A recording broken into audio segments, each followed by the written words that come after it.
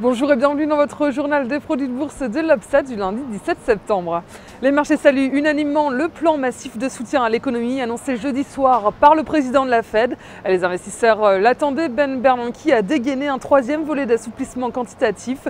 L'institution va racheter pour environ 30 millions d'euros de dettes immobilières par mois et poursuivra les achats de titres sur les marchés jusqu'à noter une amélioration notable sur le marché de l'emploi.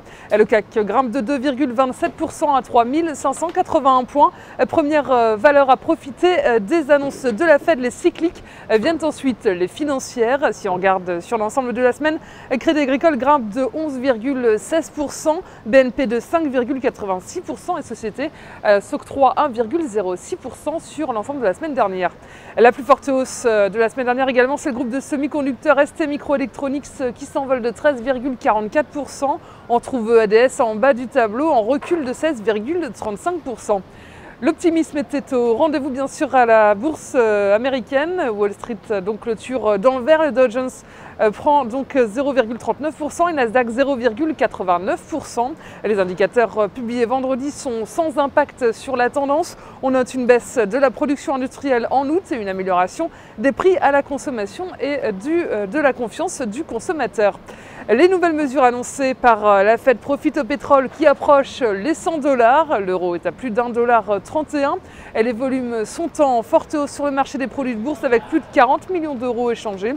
Et concernant la répartition par type de produit, les certificats sont en hausse à 83% des échanges et les warrants sont également en hausse à 17%.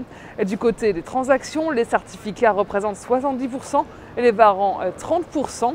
Et la répartition par sous-jacent indique que les indices sont en légère hausse avec 54% du marché et les actions baissent légèrement à 43%. Et la répartition des transactions sur les warrants nous dit que les indices représentent 37% des échanges, les actions sont à 59% et le taux de change et les matières premières sont à 2%.